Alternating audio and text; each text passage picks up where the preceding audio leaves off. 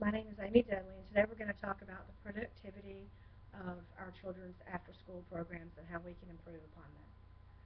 Basically, we need to look at what our children are doing after school. Are they going home alone, an off-site daycare, or possibly on-site where they go to school every day? And looking at how many children go to after-school program, in a 2003 study by David Blah and Janet Curry of Princeton University, published on www.princeton.edu, entitled Who's Minding the Kids, 79% of children whose mothers work outside the home were involved in an organized after-school program. I'm sure that that number has increased significantly since then. So the majority of our children are involved in the organized after-school programs. Looking at children, what they're doing in the after-school programs, basically right now, we can talk to our children, talk to other children, teachers, program directors, and such as that. We're looking at about a 2 to 3 hour window of time from when they get out of school until they start to be picked up by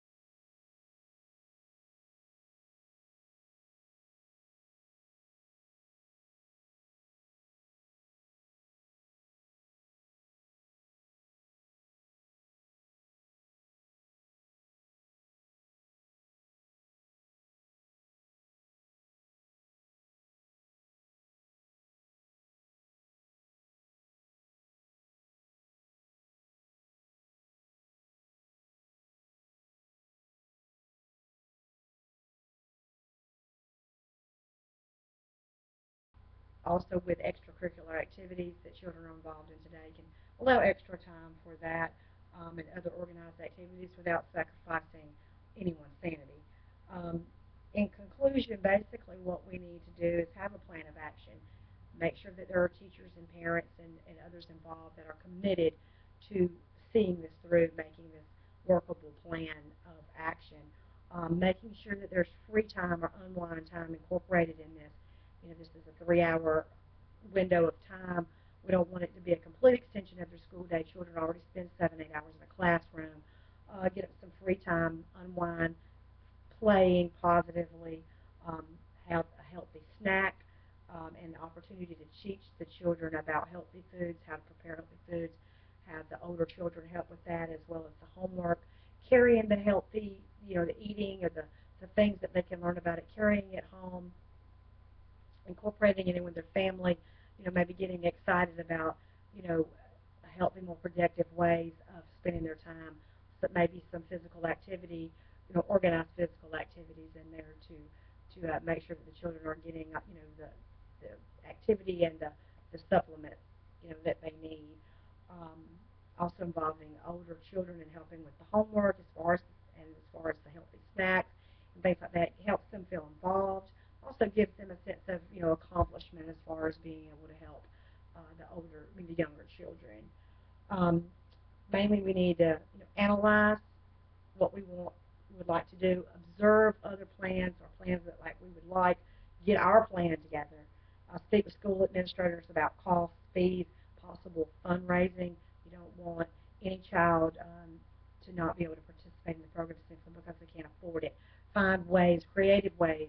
Maybe the children can fundraise, themselves to make sure it's not going to, be the so that we can offset the cost that no one is, has any additional costs associated with it, but still have the most productive, healthy program that we can offer.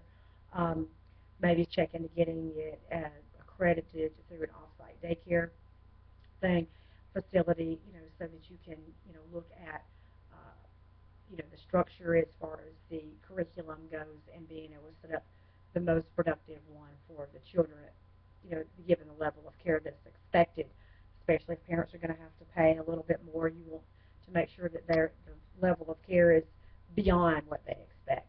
And just making sure we have healthy, happy, and well-adapted children that's going to be beneficial for all involved.